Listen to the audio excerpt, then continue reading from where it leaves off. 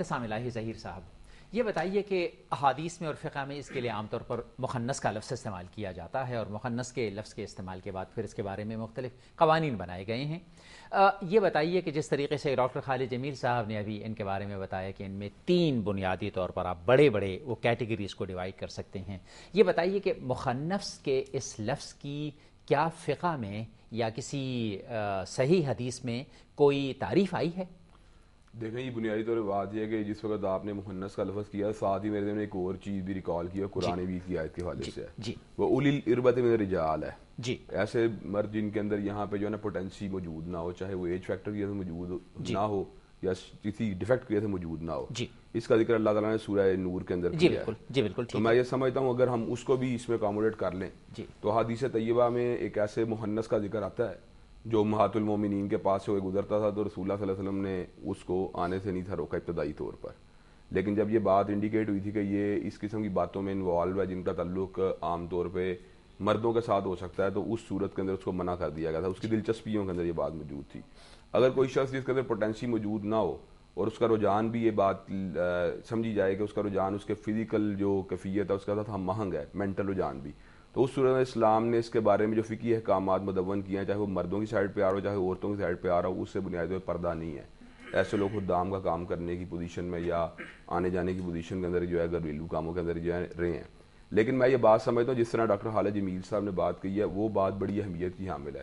وہ یہ ہے کہ اگر یہ بات کور ہو سکے اور یہ بات جو ہے چھپائی جا سکے اور اس کے بعد آپ نارملی اس کو بیہیویئر جو ہے اس کا اڈاپٹ کر سکیں، تو اس کے اندر اسلام کے اندر کوئی حرج والی بات نہیں ہے۔ بالکل ٹھیک۔ ابتسام، آپ نے بڑی اہم بات کی ہے۔ یہ مجھے بتائیے کہ دیکھیے حضور علیہ الصلوۃ والسلام نے ابتدا میں اس فرد کو آنے سے منع نہیں کیا، لیکن جب معلوم ہوا کہ وہ مردوں کی محفل میں بیٹھ کر خواتین کے بدن کے متعلق بڑی غلط قسم کی گفتگو کرتا ہے، تو حضور علیہ الصلوۃ والسلام نے کہا کہ یہ تو بے حیائی پھیلانے کا مرتکب ہو رہا ہے۔ اس کا مطلب یہ کہ اگر وہ یہ کام غلط کام نہیں کرتا جو دین کے اعتبار سے غلط کام ہے، تو اس کو سوسائٹی میں نے پہلے کہ اس میں آپ اس کو ایکسکلوڈ کر دیں، الاربۃ من الرجال ایکسکلوڈ کیا گیا، آپ نے بات کہی ہے، اور میں سمجھتا ہوں کہ اس کی بنیاد پر باقاعدہ اس کی قانون سازی کی جا سکتی ہے۔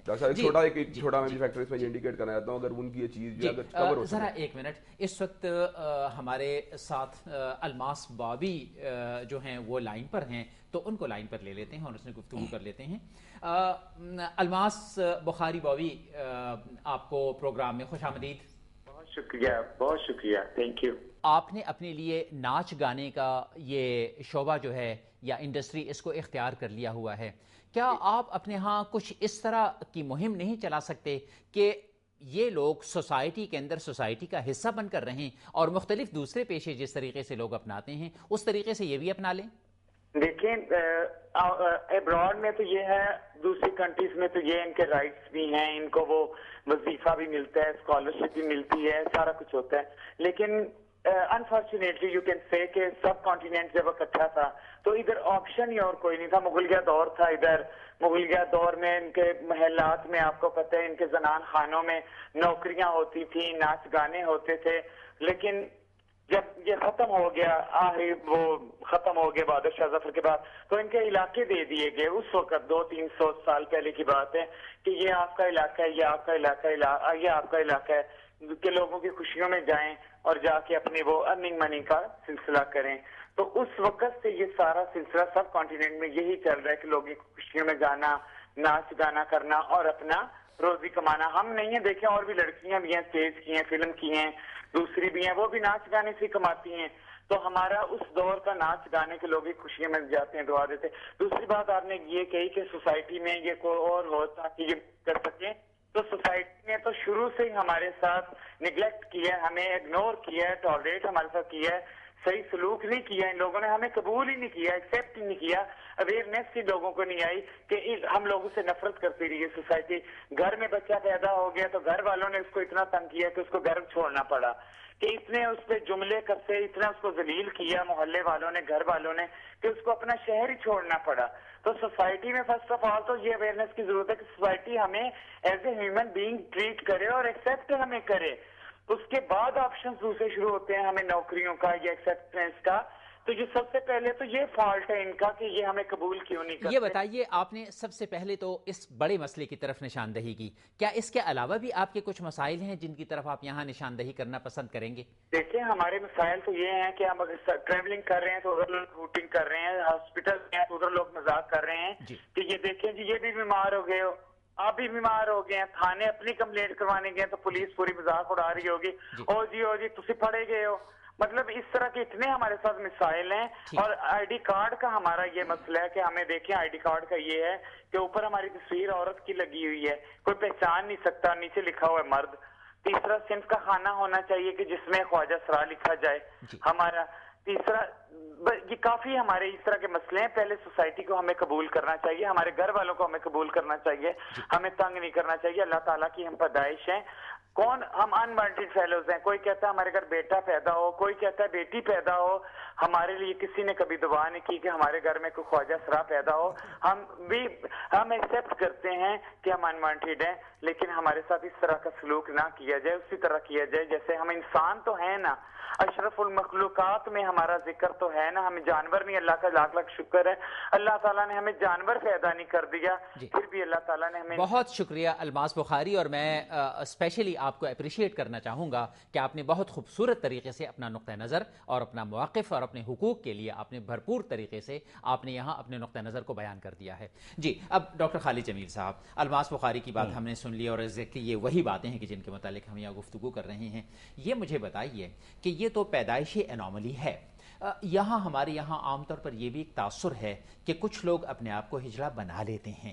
تو یہ مجھے بتائیے کہ عام طور پر فرض کیجئے 10 لوگ ہیں جو مخنث ہیں، یہ میں براڈ اس میں کہہ رہا ہوں، تو اس میں کتنے لوگ ایسے ہیں جو اصل میں یعنی بایولوجیکل اس کا شکار ہیں، پیدائش سے ہی یوں ہے، قدرت نے ہی ان کو یوں پیدا کیا ہے، اور کتنے لوگ ایسے ہیں کہ جو سوسائٹی میں نارمل مرد تھے اور انہوں نے کہا کہ ہم ہجڑے بننا چاہتے ہیں اور وہ یہاں آ گئے. کچھ اس طرح کے کوئی اعداد و شمار وغیرہ؟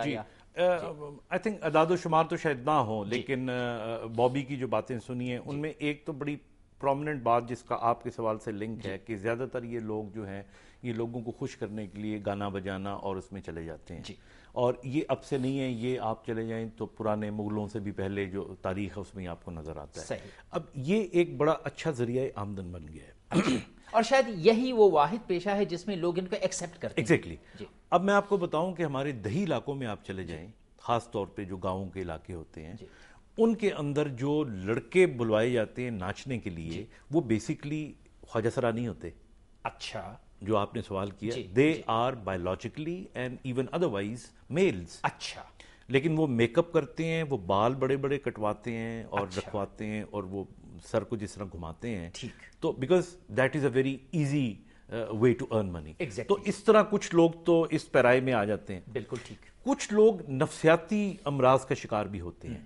دس از آلسو ویری، کہ مثال کے طور پہ کچھ ایسے لوگ ہوتے ہیں کہ جو میل ہو کے، اور کچھ نفسیاتی بیماریاں ایسی ہوتی ہیں، میں ان کا ٹرمنالوجی میں نہیں جا رہا، کہ وہ زنانہ کپڑے پہننا پسند کرتے ہیں. صحیح. اسی طرح کچھ آپ نے ٹام بوائز دیکھے ہوں گے کہ لڑکیاں ہوں گی but they would like to look like boys. They would like to act like boys. جی بالکل. ان میں کچھ ماں باپ کا قصور بھی ہوتا ہے، وہ اسے کہیں گے کہ یہ میری بیٹی نہیں ہے، یہ میرا بیٹا ہے، ٹھیک، میرا بیٹا یوں کرے گا. تو یہ تو ایک وہ ہو گئے. اب امپورٹنٹ بات یہاں پہ بتانے والی یہ ہے، یہ بابی کے سوال سے نکال کے، کہ لوگ عزت نہیں کرتے، لوگ احترام نہیں کرتے.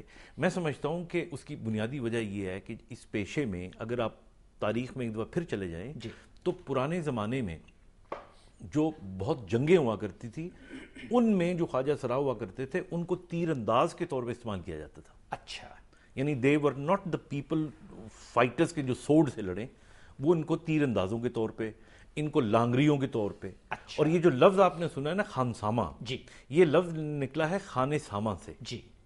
اچھا، خانِ سامہ، یہ کچن کے جو لوگ ہوا کرتے تھے ان کو خانِ سامہ، جیسے خانہ خانہ ہوتا ہے، تو یہ وہ لوگ تھے کہ جو کچن میں کام کرتے تھے. اور ابھی بھی اگر آپ ایک موازنہ کریں تو جو ہمارے پڑھے لکھے ایلیٹ کلاس طبقہ ہے، وہاں پہ they people are working in the kitchens, they are people are working in other areas. تو یہ چیز جو اویئرنیس بڑھے گی تو آئی تھنک ان کا تشخص بہتر ہو جائے گا.